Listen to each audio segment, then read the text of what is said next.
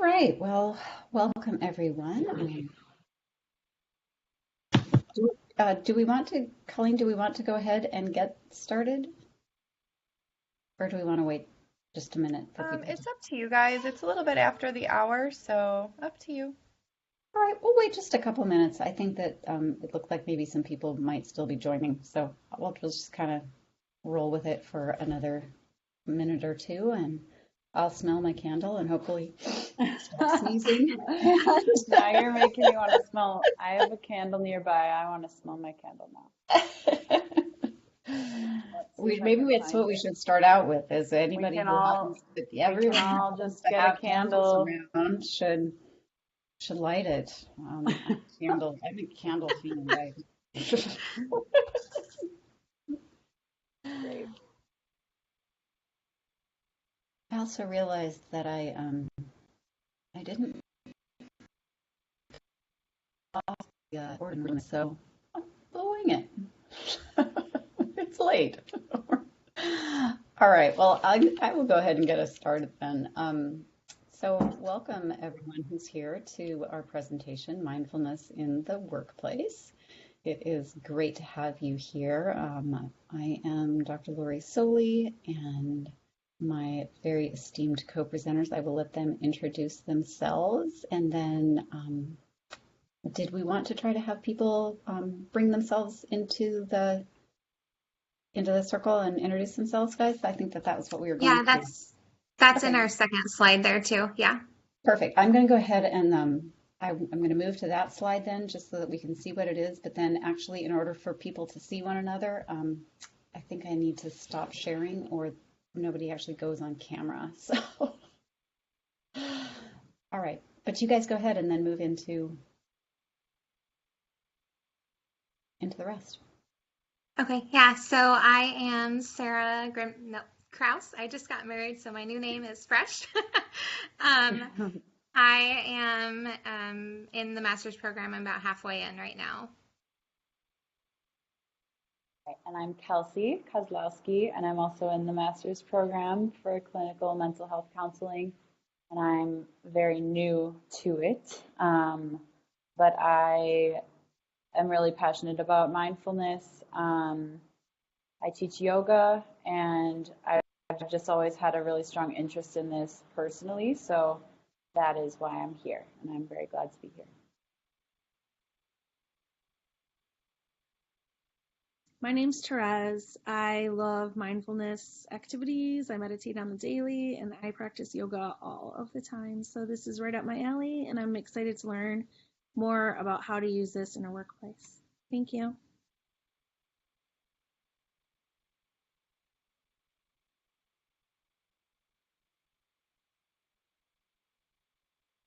So my name is Sari. I'm starting my second year.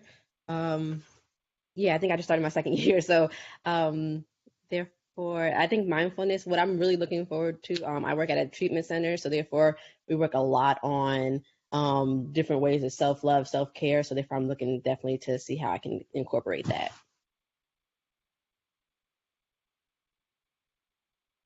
Thank you.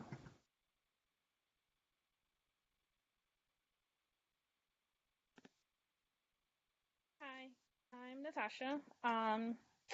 I am in my second year as well, and I wanted to attend this lecture because I wanted to find out how to incorporate mindfulness a little more. We read about it, we hear about it at residency, but I wanted to learn how to incorporate it. Well, thanks. How about Andrea, then Dallas, then Dr. LA?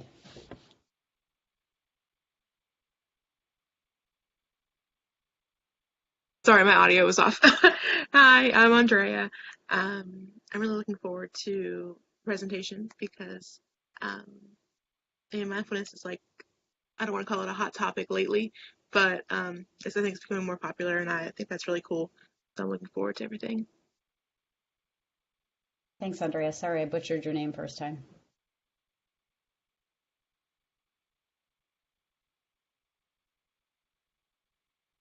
Dallas, Dr. LA? Go Yeah, I ahead. think Dallas was next, but I will go and Dallas can work on the mute. Or Dallas just left. Dallas just left. So Dallas doesn't look good on I'm the Dr. spot. Elliott. I was just counting. I'm in my 26th year of counseling. Seems like it went really fast, but I've been using mindfulness yoga for a long time and just love this topic. So I'm glad you guys are presenting it. Thank you. How about Hannah, then Jennifer, then Sarah? Or no, then Dr. W. Hi, I'm Hannah. I'm almost finished with my first year, and I'm really interested in this topic because mindfulness used to cause me a lot of anxiety because I thought I was always doing it wrong. So I'm hoping that you guys can ease my mind with that. We'll try. Okay, good luck. Hi, I'm Jen. I started January 2017, so I'm in my second year. I try to practice mindfulness every day. I try to do yoga every day. For me, the challenge right now is practicing mindfulness or self-care in the moment. So when I am having anxiety, when I'm in a stressful situation, as opposed to just when I'm home alone doing yoga. Okay. Thanks. So about Dr. TRW, then Shanta, then Stella. Hi, I'm Tiffany Rush Wilson. I have been doing counseling work for 20 years and I've been doing yoga in my own practice for about 25, but I'm not doing it as much as I used to, so I have to make more time and space for that. And I'm here because I just would really like to learn more. I'm Shanta Hines, and I think I'm in my second year. I don't know. I'm tired. I must have be in your never second done year then. yoga. I'm running on E. I don't know how you guys been doing this all day because I just been listening and I'm exhausted. It's been a lot to take in, so I think I've been in every one. So I'm a little tired. Oh. So bear with me. I've never done yoga, but I'm looking for something to learn how to meditate and get better with mindfulness Okay. as opposed to being shaky all the time. So I'm interested in learning more about it. Great. Thank you. And Stella.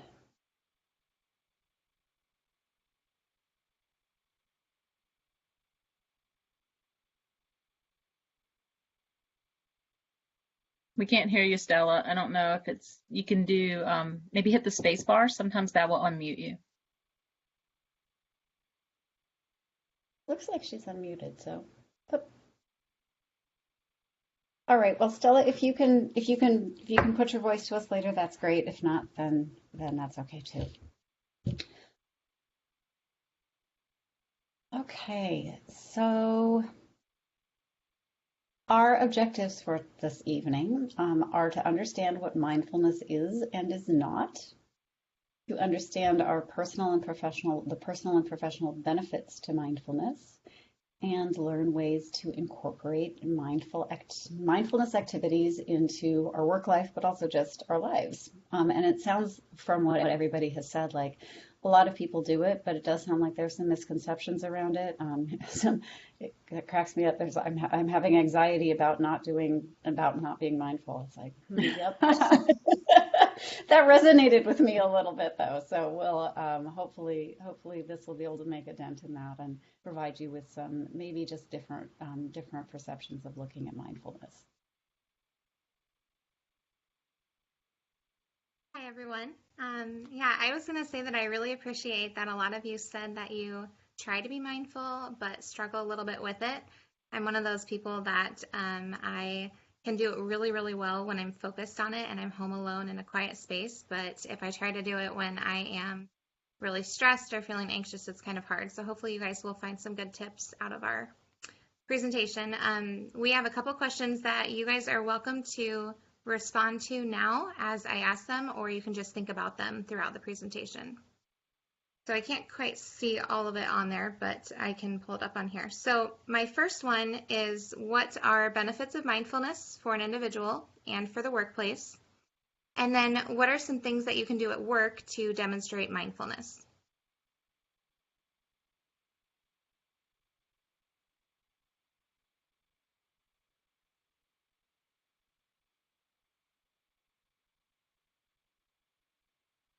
if anybody wants to chime in and answer either of those.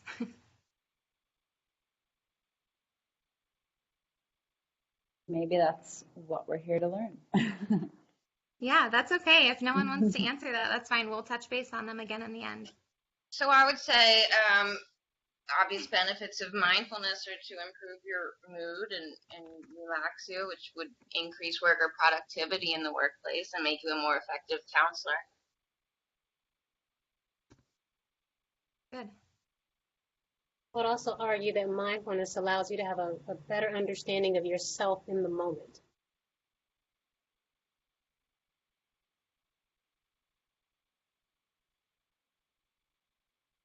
Being able to contact that present moment kind of reels you back into yourself and gives you a better perspective on yourself.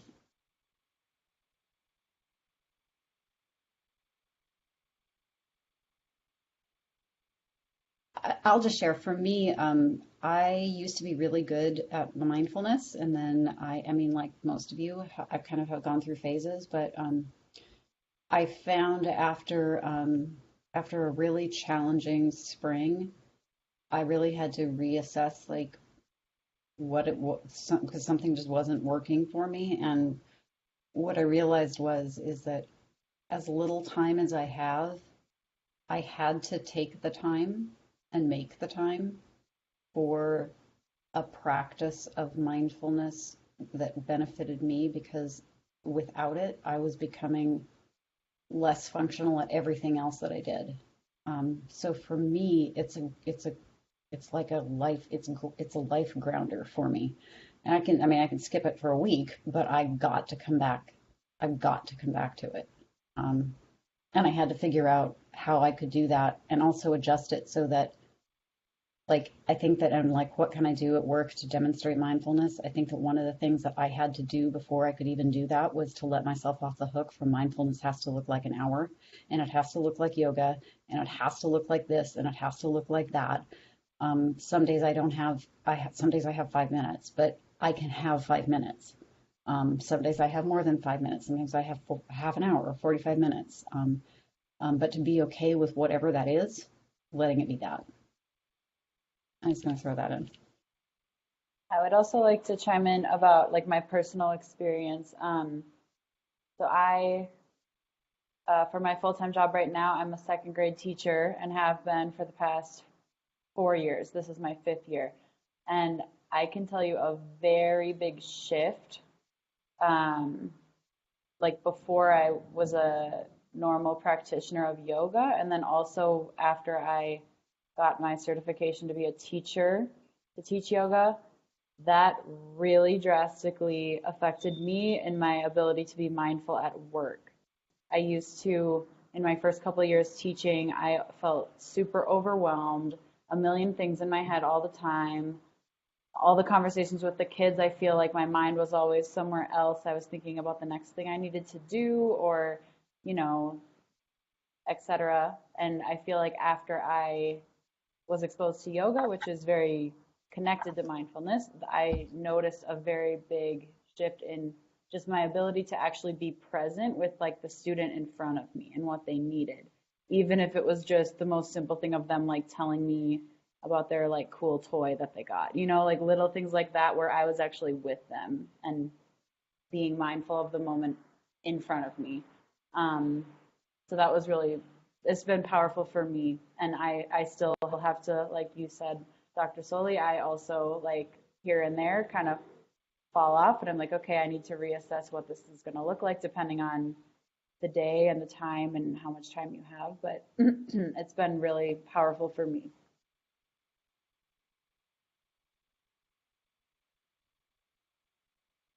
So continuing, so to define mindfulness, what is it? Again, like someone mentioned, it's kind of a buzzword out there, and it's a lot of research is being done about it. It's entering into pop culture, but what is it? Essentially, it's purposely paying attention with complete awareness of the present moment without judgment.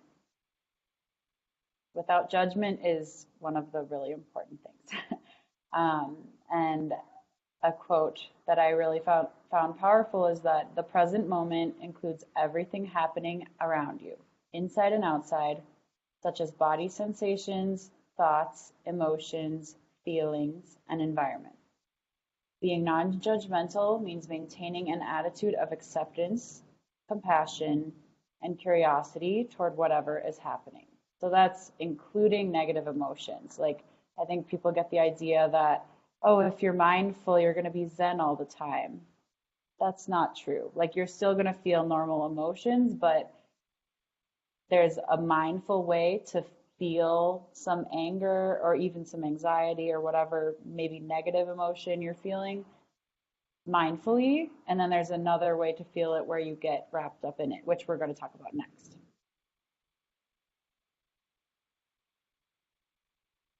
So in order to understand mindfulness, we need to understand what mindlessness is as well. Mindlessness is functioning like a robot with your old patterns, your unconscious behavior that might be negative. As much as we would like to believe otherwise, most of the time we aren't really in control of our minds. Our random thoughts are constantly driving our minds elsewhere. And when we are not paying attention to the present moment, we are distracted by past or future events, neither of which we can control. So these are, well, actually, we can talk about these concrete examples as I move forward. So some concrete examples that I think we can all relate to, and we're going to talk about and open up for you guys to chat about in a second. Mindless versus mindful. So in a conversation with whoever, a coworker, if you want to think about the workplace, maybe a family member, your partner, friends, whoever it is, if you're being mindless in a conversation, instead of actually listening to the person who's speaking to you, you're thinking about how you're going to respond. Like, oh, I want to give this person advice, or, oh, I need to ask this person X, Y, and Z. So your mind is kind of somewhere else. Or perhaps you're really kind of running on the wheel of work that day and you're thinking, oh my gosh, I have a meeting in 5 minutes. I need to end this conversation now.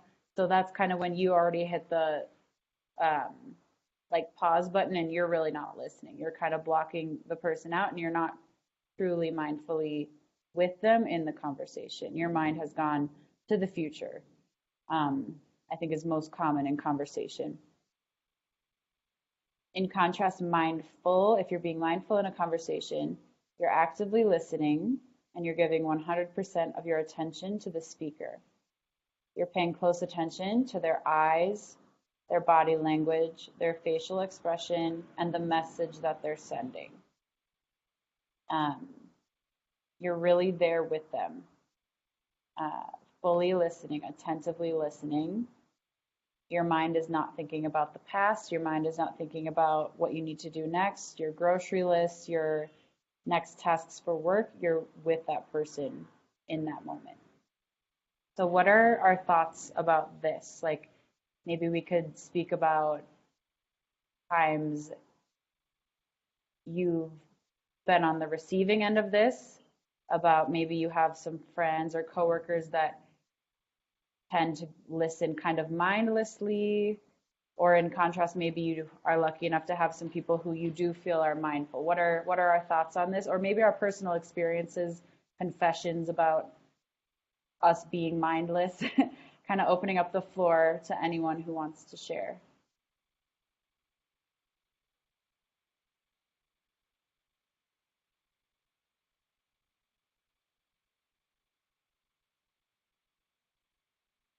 I can share, Kelsey. Okay. As you were talking, I was thinking about the way when my coworkers and I interact with each other, it's always very mindful, purposeful conversation. Even if I'm knocking on a door to ask a question about insurance or billing, every time I approach them, they stop whatever they're doing and they turn and look at me. And it makes you feel like you're valued as an employee, and it makes me want to work there and want to work for them.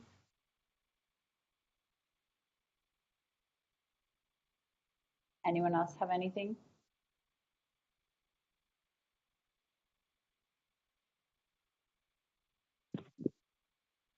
Hi, this is Stella. I'm sorry, I was having audio problems earlier. Are you able to hear me? Yes, we can. Yay, Stella, hello. Hello. So mine is more of a question than something I want to share. Based on what you define as active listening, I was just wondering where cultural differences would come into play, because I know from experience that sometimes, you know, people don't look at you directly in the eye as most of us are used to, but it doesn't mean that they're not listening. It's a cultural cue that means something else. So where does culture come into the definition for mindfulness? It's a great question.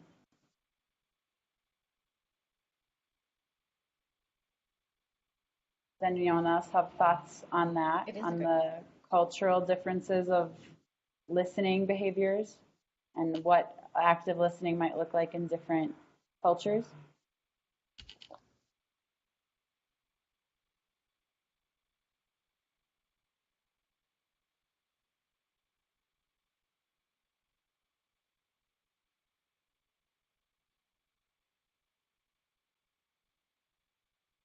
Stella, could you speak maybe like of an example where, for example, in attentive listening, it might not be typical to have, you know, eye contact, for example?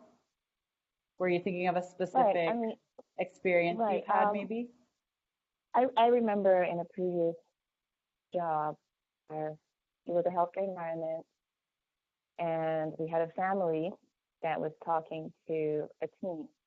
I was on that team, and the husband was not looking into the eye of the healthcare professional, and the husband was from a different culture. And the healthcare professional was really offended. He took offense that perhaps he was not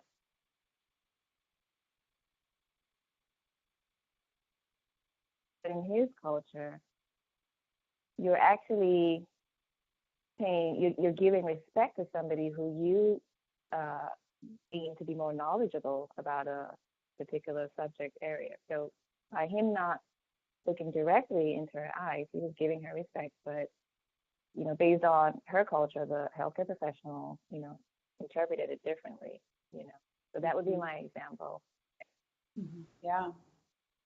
I mean, I think, yeah, that's just a really good thing to bring up about how attentive listening and mindful listening might look different in every culture. And I think we just continuously have to be open and educating ourselves on, you know, just the norms of other cultures. Yeah, I For agree. example, sorry, go ahead, Dr. Soli. Go ahead. Go ahead, Kelsey. No, I was just going to say, I currently live in Medellin, Colombia, South America. And for example, here it's like considered rude if you don't greet everyone in the room. It's, you know, little things like that. So I think that's just made me aware of the cultural differences. And I do know that in certain cultures, looking directly into the eyes of an authority figure is considered not polite. So I think it's just very good to consider and just continue educating ourselves to just not kind of with the no judgment thing of mindfulness, not immediately assuming and judging that someone is being disrespectful, and just saying, being curious and taking mindfulness into those experiences too, when maybe your old self would have immediately said, oh, this person's being rude to me. Maybe if you're being more mindful, you'll just be curious and less judgmental about whatever experience is in front of you. I love that, Kelsey. That's what I was going to kind of interject when you started talking about your lived experiences. I think that often, you know, sometimes being mindful when we're on the receiving end is equally as important as when we're on the giving end. And I think that that really is that mindfulness taps into, for those of you who've been through a residency, I mean, it kind of goes back to those 4 agreements of not taking things personally, not letting ourselves be hooked by what we perceive or think to be something that is a barb or disrespectful, and instead like mindfully go, I noticed that. Like I noticed that just happened. I wonder what that's about, and not taking it personally. Not, just allowing it to sort of be without judgment of it or of that person, and give ourselves space to then maybe have a conversation about that at some future time. That's a great question. Thank you. That was, yeah. Thank you for that, Stella. And then an additional example. This one's a good one because I think this is extra challenging for us to be mindful in this moment. So when we're facing a disappointment, and since we're focused on the workplace, obviously we can apply this outside, but since we're focused on the workplace, thinking about a time you made a mistake at work, or perhaps you didn't get a promotion that you were hoping for.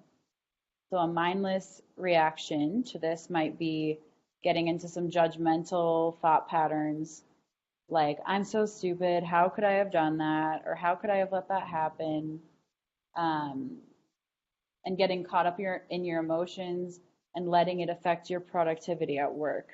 I think we've all been this way at a certain point in our lives, getting hooked on things and taking them personally, to add to what Dr. Soli just said. And just letting our emotions overtake us. Whereas being mindful, a response being more mindful would be noticing without judgment that you're feeling disappointment. So it's as simple as, instead of mindlessly going, oh, I'm so disappointed, oh, I'm so angry, I'm so frustrated, I'm anxious, I'm whatever, thinking, okay, I'm noticing, wow, there's a lot going on here. Like, I'm feeling a lot of emotions right now, and noticing that. That's a lot less judgmental than the prior, even though it's just a slight change in language. Breathing through it, reflecting on the disappointment or mistake, accepting that you cannot change the past and what has already happened, and then being proactive and saying, okay, well, next time, maybe I could change my actions or my behavior this way.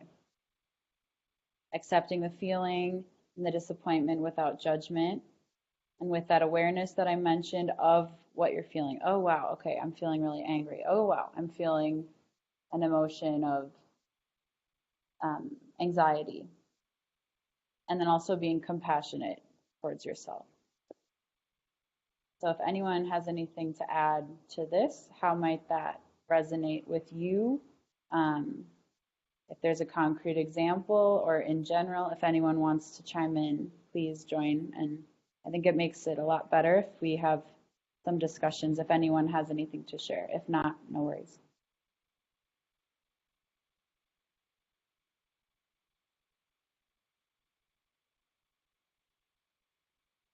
Well, I'll just chime in and say that I think that's, for me at least, the most difficult part of mindfulness, the accepting without judgment of negative emotions.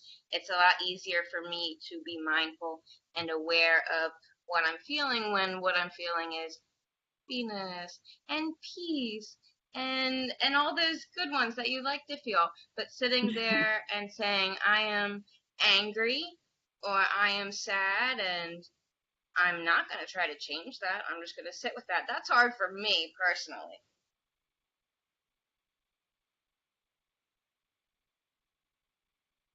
Thank you. Yes, I think it's super hard. And I think that's also, we'll talk a little bit later about like misunderstandings of mindfulness, but there's the misunderstanding that, oh, it's all rainbows and butterflies and positive feelings, and that's not the case. Like, being mindful is for the negative feelings as well, and it is very challenging.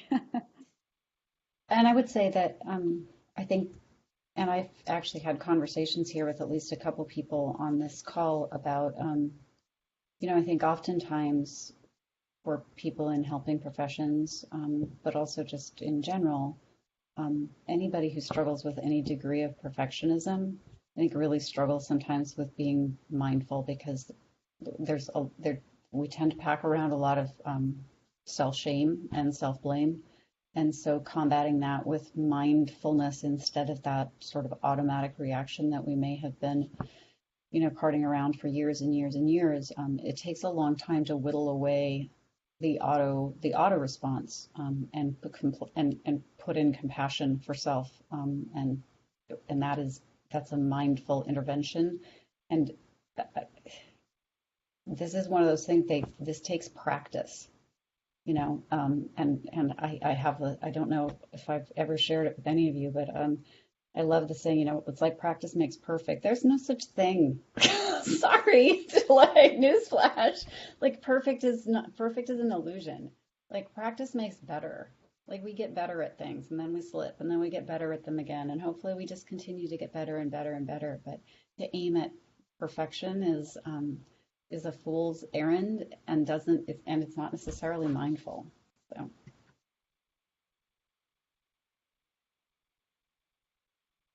Okay, so we are going to just go right into some workplace benefits.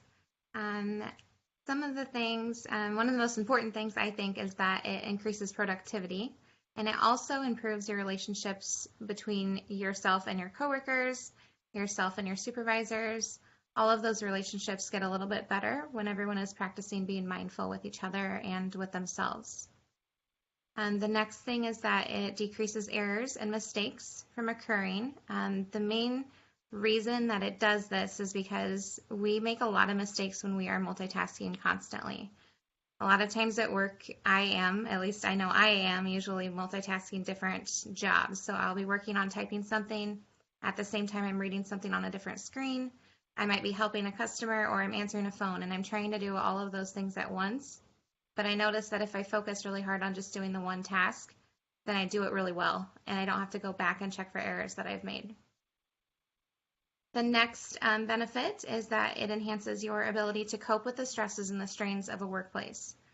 So you will feel a little bit better with each other when there's different tensions between relationships or stressful jobs that you're working on, if you are being mindful about your emotions and mindful in different aspects of your day-to-day life.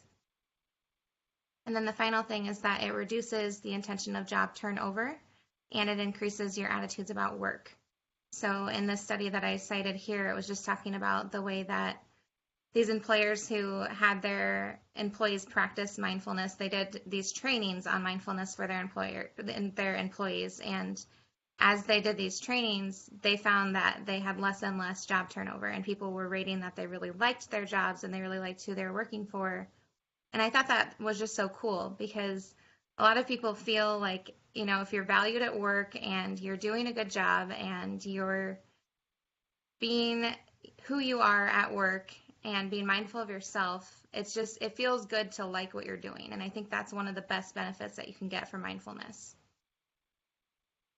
And throwing this at you guys, if you want to answer or touch on any of it, just thinking about what kind of obstacles exist for you at your work when you look at these things.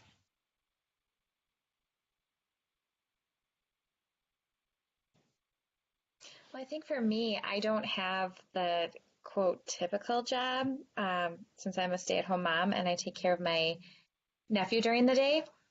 But I can definitely say the days that my sister-in-law says, I appreciate you for putting up with a very sick child, I feel much better about it and can let go of the 8 hours he just screamed at me. But it's the days that I don't get that appreciation. I feel like, well, does she even care? Negative judgment there, but it does make a difference when you hear somebody say, yeah, I do appreciate you and I appreciate everything you've done for us. It really does make a difference. Yeah. And then that makes you like your job, doesn't it? Yes, it does.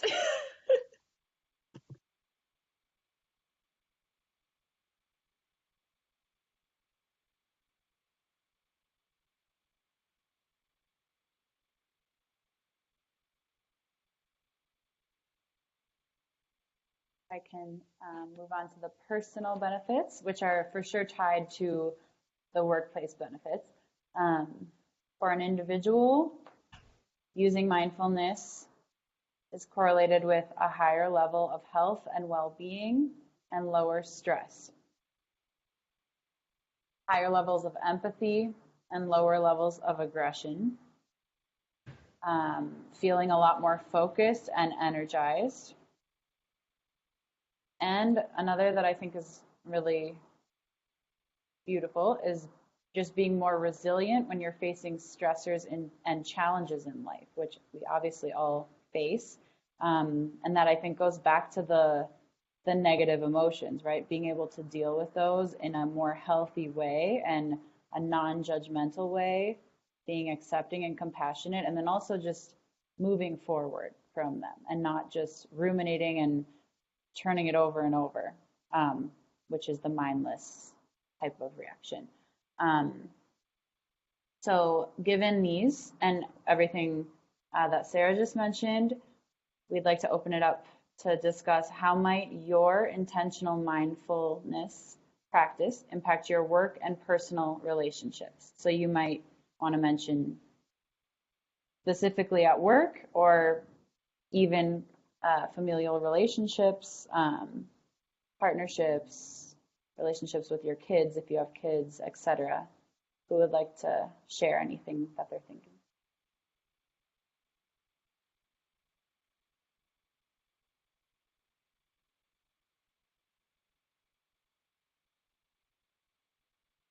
Hi, this is Suri. So I can definitely say that I can think of different ways that it could positively impact. But I think it's kind of difficult, at least for me, to answer some of these questions. Comes like, okay, I need to apply that more than that I've gone through that, I guess. I'm thinking more of like, okay, what I need to start doing, like how I see how it can be like higher levels of health and well-being and lower stress. And I know I'm very high with stress and both work and home. Just trying to keep up with like the daily, I guess, living. But I don't really, I do meditation, but I think that's my only type of mindfulness, and I still don't do it enough that I think I should. So I'm still, I guess, trying to implement these and see how it can really affect and, make a positive impact on my life. I think that's really fair. Sometimes we just don't know how it's going to impact until we do it and it does. And then when we like get out of it, like that was my experience that I had shared. But what I think that one of the things that I've noticed is, I know that it affects my personal relationships because when I'm well, the system is well. Like we talk about that a little bit later, but like when I finally started doing things that were better for me and taking care of myself and doing this, practice of yoga and Reiki and gratitude, kind of to start out my day. My husband noticed. I'm more calm. He notices when I don't.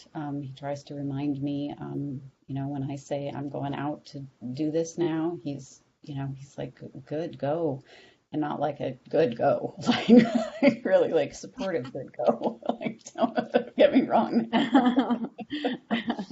But it's, it's that, and it wasn't like I said, I need kudos for doing this, but it was just, he clearly noticed and he feels the difference in me. And that's really gratifying. I don't need him to say, I'm glad that you do this. It's like, I can tell that he's appreciative that I'm more present for him because I'm more present with me.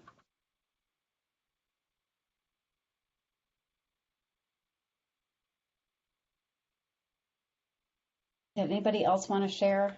I don't want us to.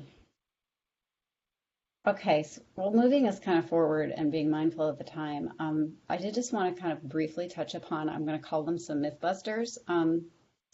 Well, for one, I've heard some of you say, and mindfulness is challenging, but being mindful itself isn't hard. We make it hard because we think that it has to be, and you can fill in the blank. Like it has to be 20 minutes. It has to be yoga. It has to be meditation. Mindfulness doesn't have to be anything in particular. Mindfulness can be as simple as I'm going to pick up my purple. I love purple. I was just mindful for that 2 seconds. I love purple. Like that right there is just this shot of like mindfulness. Like, love my purple pencil. It's amazing. Another myth is that mindfulness takes this committed practice, and if I don't do it every day, it's not going to work. Why bother? I'm a failure. Da da da da da. Okay. Yes. Is having something that is a practice helpful? Well, of course. Anytime we have a habit, it's helpful. Like good habits are helpful habits, right? But if we don't do it every day, that doesn't mean we're failures, and it doesn't mean that we shouldn't bother with it. And again, I think that also takes into consideration like stretching what mindfulness is. So for example, like I didn't used to have plants on my desk anymore. Now I do, and I have it right where I can see it right over there. That every time I look at it is a moment of mindfulness because it brings me to nature. It brings me to the present with that. So that like, and that isn't something that I have to practice every day or have a committed minute to look at my plant. Like it's just there. Like it's bringing awareness to the little things